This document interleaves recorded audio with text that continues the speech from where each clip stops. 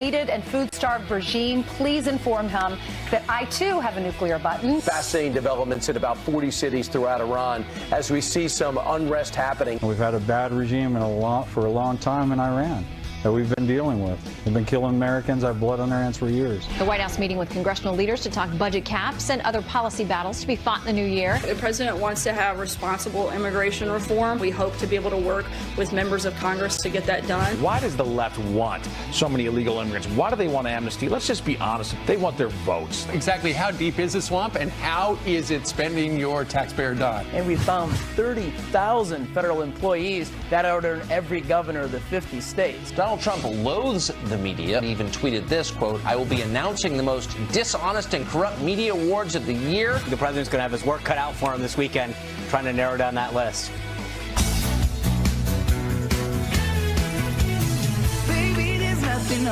Where it's warm, we need to go to Miami. We should. I got news for you. It was snowing in northern Florida today. Northern Florida. We need to go a little south. Right. I was in South Florida a couple of days ago. It's actually chilly down there too. Seriously, though, I don't really mind the cold weather because you get to layer, you get to wear, warmer clothes and fun boots, and yeah, it's kind of nice. That's what Brian said. He said, "I love the cold weather for the fun boots." Right, the boots and the scarves. That's exactly. See, but what I say in the breaks, I didn't want to say on the show. That was a top secret information. Another reason to love the commercial. Exactly.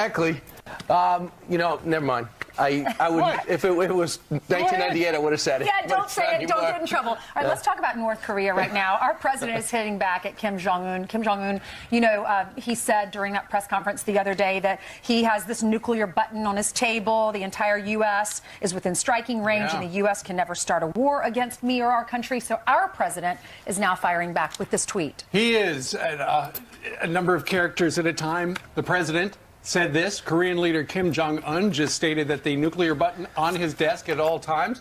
Will someone from his depleted and food-starved regime please inform him that I, too, have a nuclear button, but it is a much bigger and more powerful one than his, and my button works. So there you've got the president of the United States taking a shot.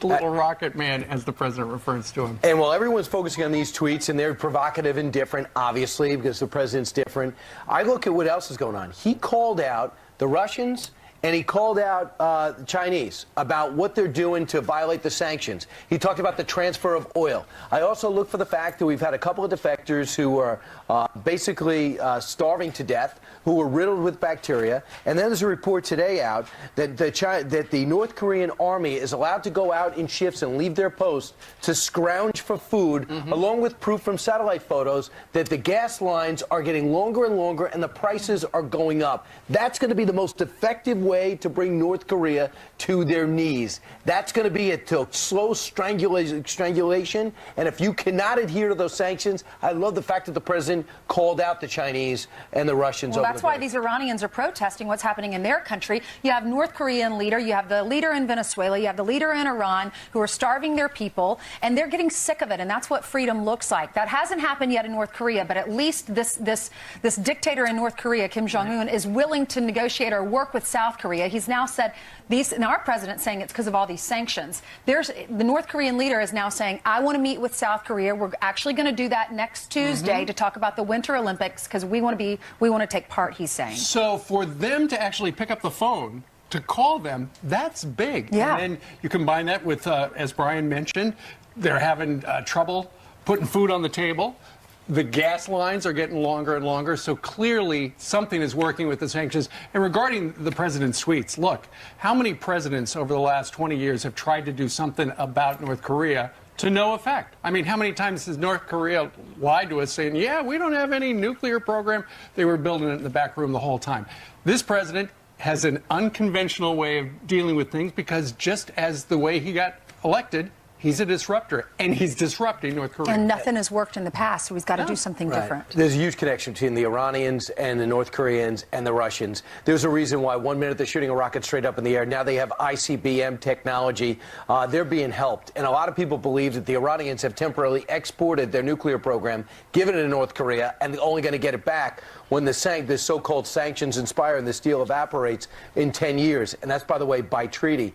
Meanwhile, let's talk about Iran. I was fascinated to find out how these 40-plus uprisings have happened. These cities have begun to rise up against the government. It turns out there's a leaked document that revealed that Rouhani put a proposed budget. We see this every day. They don't see it. But the part of the budget that created so much ire and angst was the fact is that in that budget, they published the top secret stuff. The amount of billions that go to the clerical elite, the amount of billions that go to the Revolutionary Guard, to hardline organizations like Hamas, Hezbollah, Islamic Jihad, the Houthi rebels. And they said, wait a second. On our entitlements, we have 40% entitlements, 40% unemployment to those under 25 years old, and the 7% growth that we're seeing economically with the sanction relief, none of it's going to us, and that's how it started. Young people in rural cities, now it's in major cities, but for the most part, that's what's scaring this leadership to death. They don't know how to control this. Well, look at the young people that you're talking about, Brian. There are people who have engineering degrees. There are doctors. They don't have any jobs because the sanctions over there are working as well. There's something else that they don't have there. Human rights, basic human rights. Yesterday, Sarah Huckabee Sanders said we would support them and we'll do everything we can so that they have basic human rights. We want them to open up the internet, social media, so that Instagram and Telegraph are back on, so people can talk about what is going on in their own nation, because right now they don't know.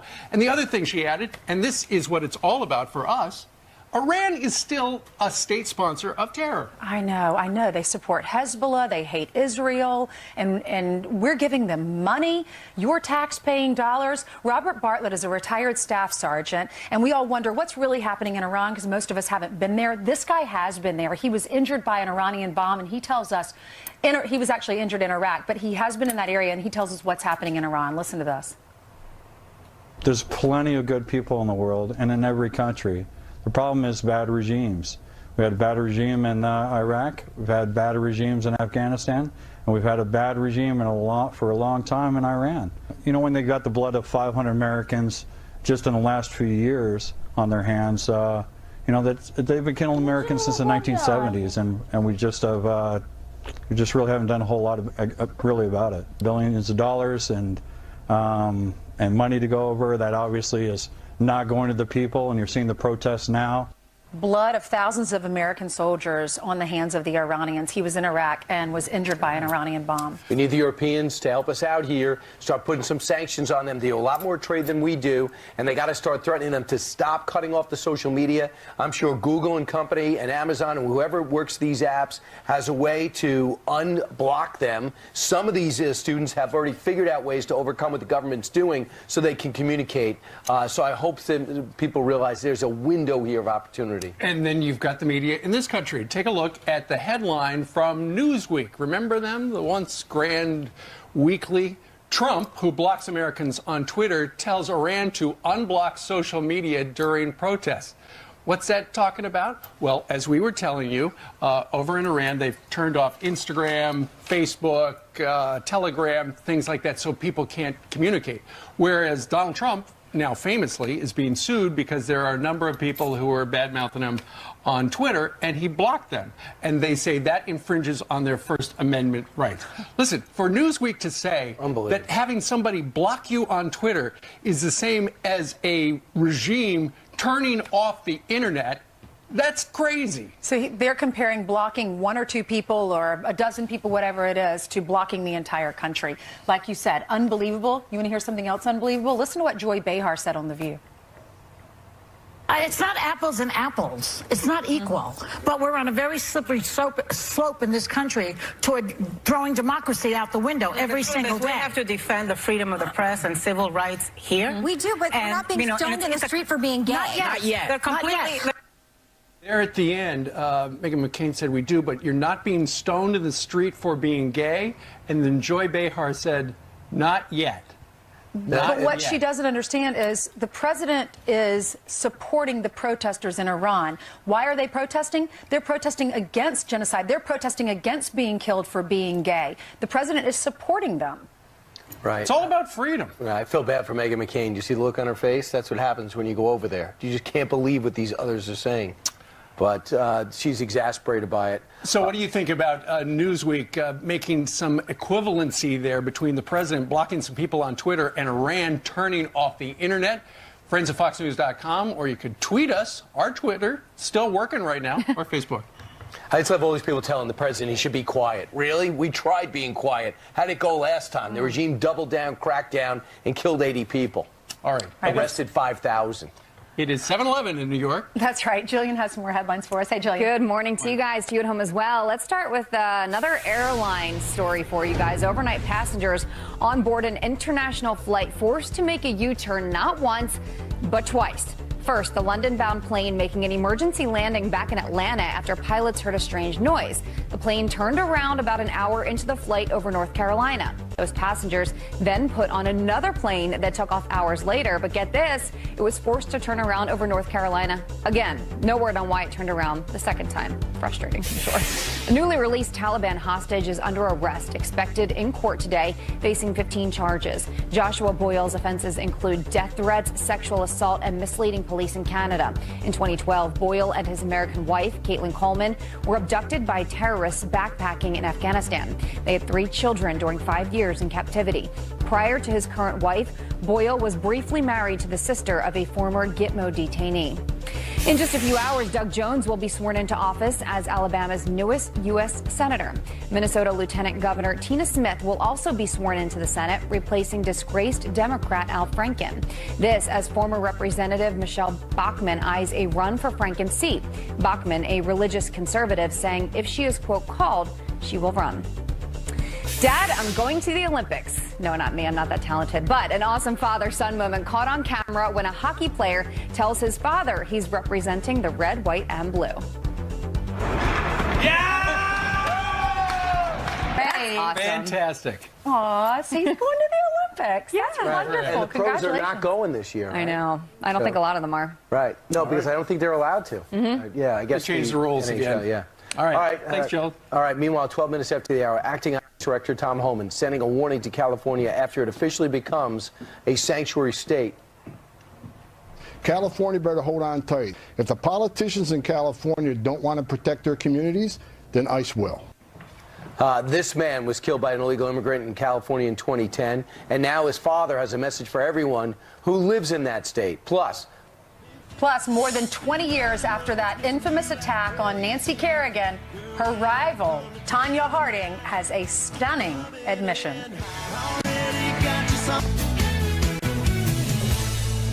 President Trump making his message clear to brutal foreign regimes that have been bothering us for decades, stressing his support for the protesters in Iran, while putting North Korea on notice and Pakistan on notice. So how does this strategy work today? Will it be effective? Fox News contributor Lieutenant Colonel Michael Waltz is a retired Green Beret, author of Warrior Diplomat, worked for Dick Cheney, and breaks it all down for us.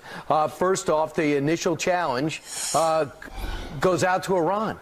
We have another window of opportunity. This starts with young people in rural areas rising up because their life isn't great and it could be a lot better, and they blame the government. Do you like what the president's doing, diving right in directly? Hey, Brian. Yeah, I do like what he's doing. And President Obama missed a huge opportunity in 2009, as we've discussed. These protesters need to know that we have their back, that the United States is going to lead and the United States is going to engage and not just leave them hanging for this murderous regime to suppress. And, we've seen this work time and time again, this strategy of supporting dissent and opposing dictators, going back to Reagan, who supported folks across Eastern Europe and supported folks fighting against the Soviet Union. But, Colonel, we got to get our European allies involved. The president's one of his greatest assets is these personal relationships that he builds and the respect he seems to get. So now it's time to work the phone, starting now, right? That's right. Well, the Europeans are put in a little bit of a pickle here because on the one hand, they're dying to do business with Iran. On the other hand, they can't be now seen as, we've essentially called out the regime, and these brave protesters are calling out the regime for what they are. But, more broadly, Brian, President Trump understands a basic premise. More broadly, Brian, President Trump understands a basic premise that Obama never got, and that's that you have to stand up to bullies. I mean, every kid in a schoolyard understands that if you punch them in the nose and you stand up to them, they're going to back down, and that's exactly what he's doing around the world. Well, a lot of people were going crazy last night about the president's provocative tweet to Kim Jong-un, who said, I got a nuclear button on my desk. He says, yeah, I got one, and mine actually works, and it's bigger and more powerful. Do you have a problem with that? I mean, would that be something they did? It wouldn't be something necessarily that Dick Cheney and George Bush or Bill Clinton or certainly not Barack Obama would do. Yeah, so it's not necessarily the way I would do it, Brian, but on the other hand, he is making the point that nuclear deterrence is in effect. We will match power for power. And, one of the things about President Trump is he's not doing, kind of following the same old protocol, whether it's calling out Pakistan, whether it's calling out Iran, or whether it's standing up to North Korea. These problems were dumped into his lap. They were kicked down the, kicked down the road year after year. Now he has to deal with them, and he's dealing with them in a very different way. But I like the fact that he is opposing strength with strength. The United States is the most powerful nation in the world. We have the most powerful military. But if our enemies don't believe that we will use it, then what good is it? He's at the tip of the spear. The next wave has to come in with diplomacy and firepower. Colonel, thanks so much.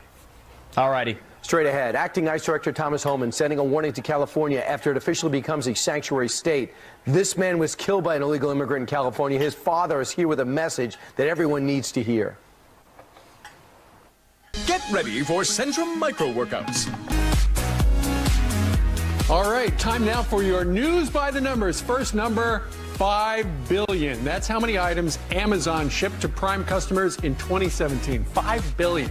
The company also said that more customers paid for those Prime benefits, which included free shipping than ever before. So good for them. Meanwhile, next up, $967,000. That's how much a court in Taiwan is ordering a dentist to pay back his mother for raising him and putting him through school. They apparently signed a contract 20 years ago where the doctor agreed to pay her 60% of his income. Go figure. And finally, the year 2050. That's when scientists say the world's chocolate supply will melt away. What? Why was this not the lead story? Scientists say climate change is threatening to shrink rainforests where cocoa beans grow, and that's where chocolate's from. Now you know the rest of the story. All right, Ainsley. All right, thank you, Steve. California is now a sanctuary state, and the acting ICE director, Tom Homan, says people who live there better hold on tight. At least 50% of these criminal aliens being released back into the public will reoffend the first year. 75% will reoffend within 5 years. This is a victimization of the American community. This isn't the America I grew up in. We got to take these sanctuary cities on. We got to take them to court, and we got to start charging some of these politicians with crimes. Well, here to react is Don Rosenberg, whose son Drew was killed by an illegal immigrant in California in 2010, I should say. Thank you so much, Don, for joining us. For folks at home that aren't familiar with your son's story, what happened to Drew? Well, Ainsley, first, thanks so much for having me.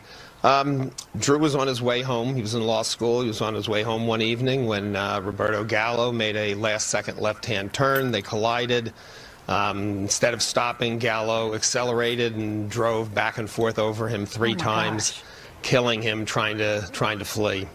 Wow. So what about Roberto Gallo? Did he have a long rap sheet? Had he been in trouble before? And what happened to him afterwards? Well, actually, he did not. He had been in the country for 11 years illegally. He did go to trial, although the charge was reduced from a felony hit and run to a vehicular manslaughter. He was convicted. USCIS refused to deport him. Took me about 8 months. I finally got him deported. And as far as I know now, he's back in Honduras. All right, so what did you think what was your reaction when your governor, the Golden State governor, said to the 2.3 million illegal immigrants that live in California, you know what, it doesn't matter what your crimes are, you can stay, you're illegal, we'll let you stay here. What's your reaction to that? Well, I mean, this has been going on for years, and it certainly, wasn't unexpected on my part, but, it's furious, and I'm waiting now for the Justice Department to go after these guys. It's not just outrageous what they're doing, it's illegal.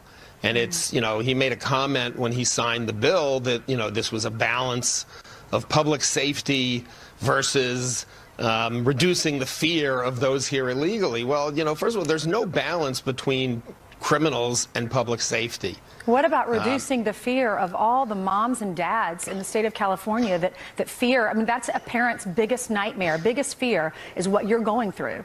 Oh, absolutely. Look, even to this day, when, you know, if the phone rings at an off hour, or if, you know, neither of my kids are in the house anymore, one's in college and one's graduated, but, you know, they don't connect back to us. We send them a text or something. You know, it's just immediate fear of what's happening. But yeah, everybody should be fearful. And a matter of fact, those people that are here illegally and haven't committed other crimes should be fearful too, because they weren't in a target to be deported, but now they're going to be if these people aren't turned over in jails and are set free, and then ICE has to go after them. So, Don, I know you've been in touch with Tom Homan, the ICE director of Sanctuary Cities, who is not in favor of this. If the president is watching this morning, or if the governor of California is watching and up pretty early, what's your message to them? My message is very simple. It's, you know, we have laws, and that's what made this country a great country. And those laws have to be followed, particularly when they're, you know, they're so deadly. There's over 52,000 in 2016. There were over 52,000 illegal aliens in prison. And collectively, they committed about 400,000 crimes, not all in 2016. That's a major, major problem, and they need to do something about it. I will tell you that I'm working with some other people, and we hope to file an initiative by the end of this week that would repeal the sanctuary state law and add in some legislation or some verbiage to actually require law enforcement to cooperate with ICE. And if anybody's interested, they can go to fightsanctuarystate.com. We need people's help. We need people's donations. This is going to be a tough fight, even though the public is supportive of us. But getting the signatures and you know, is a tough thing to do. So again, that's fightsanctuarystate.com, and we welcome help from all over the country, because whatever starts in California ends up going across the nation. So if we can defeat it here, it'll be a lot harder for it to take hold someplace else. Yeah, there's your son, who was a law-abiding citizen in law school, had so much to contribute to our great country, and he's no longer. I'm really sorry for your loss. Thank you Thanks for so being much. with us, Don. He was a great kid, and we miss him every second. I am sure. Gosh, God bless your family. Thank you. Thank you. Still ahead, Eagles star quarterback Carson Wentz feeling the blitz online just for posting a picture of his hunting dog. This morning, he's firing back. And I'll take getting a bad rap for 200, Alex. That's coming up. The Jeopardy moment that's gone viral this morning. What is Gangster's Paradise Lost? Yes. Our judges have reevaluated one of your responses a few moments ago. We take 3,200 away from you. Everybody's talking about the weather, and it is extreme on this Wednesday morning. A monster winter storm taking shape down south right now with millions. If you're watching right now, there's a real good possibility you are in its path. That's in Savannah, Georgia. Fountains are freezing over there. Also, we showed a picture earlier where a fountain was frozen in Greenville, South Carolina. Temperatures are 30 degrees below average. And this isn't something that you see every day. Those are snow flurries that are falling down in Florida. Right. In Buffalo, they laugh at this. It's a whiteout, though, in the conditions, and there was a deadly pileup. But these people could actually drive in the winter. Bonkers. You couldn't see a gosh darn thing in front of you. Everything was blurry. There was a complete whiteout right now. You could even tell that it's complete whiteout. I still can't feel my fingertips just from walking, not even a quarter, from my vehicle. Wow. One person dead, several others injured. Okay, let's go over to Jeanine, who's tracking this great big storm. Currently, it's down south, but by the time it moves up, Janice, it's going to be a nor'easter. Absolutely, and one of the most powerful nor'easters we've seen in years. And I must mention that we're getting breaking news out of Tallahassee. I-10, a stretch of I-10, 40 miles long, is shut down because of freezing rain and ice. And this is the situation that is unfolding over parts of Florida as well as the Carolinas. Charlotte might get 4 to 6 inches of snow. They actually might get records of how much snow they're going to see across the south. So this one is hard to forecast. I'm not going to lie. If you live anywhere along the East Coast, you need to be checking in with your forecasters several times today, because if this storm shifts a little bit more towards the west, that's going to be the difference between a couple of inches to a foot of snow. And we are going to have a blizzard on our hands tomorrow afternoon, especially for New England. I'm worried about Long Island. I'm worried about coastal New England. I'm also worried about areas that don't typically see snow and don't quite know how to handle it on the roadway. So listen to your local officials. There's going to be school closures. There's going to be people are not going to be able to go to work today. And then we're going to watch this thing develop. I mean, we talk about bombogenesis. Have you heard of that before? It's when the pressure drops 24 millibars in 24 hours. This one's going to double that. So this is going to be almost like a hurricane, a coastal hurricane offshore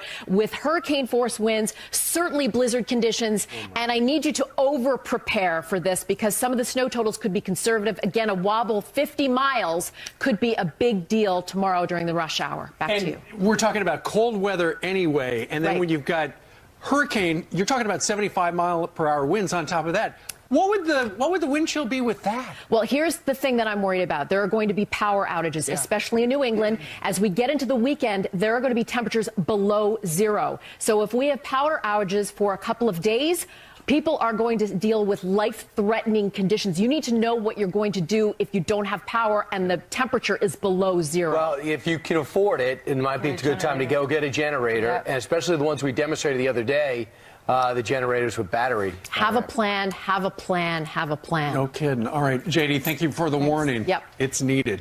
All right. All right, let's hand it over to Jillian, who has some more headlines for us. Jillian? That's our plan. Good morning, guys. Good morning to you at home. A stunning admission from Tanya Harding for the first time in nearly 24 years. The former figure skater revealing what she knew about the infamous attack on rival Nancy Kerrigan.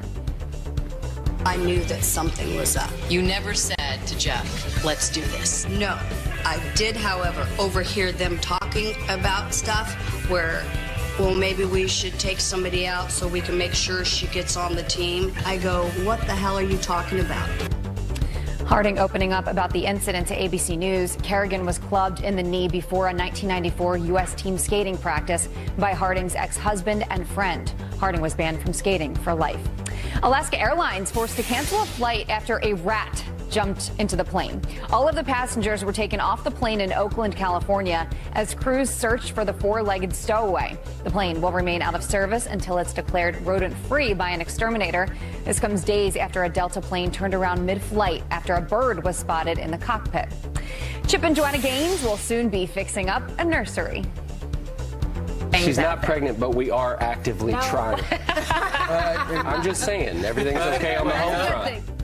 Well, that's the couple on Fox and Friends a few months back. And now the HGTV Fixer-Upper stars announcing they are expecting their fifth child together by posting this hilarious picture on Instagram. Congrats to them. Look how funny that is. They're hilarious. That's really funny. So I guess their marriage is fine. I guess so. They said it was. They said those were all rumors.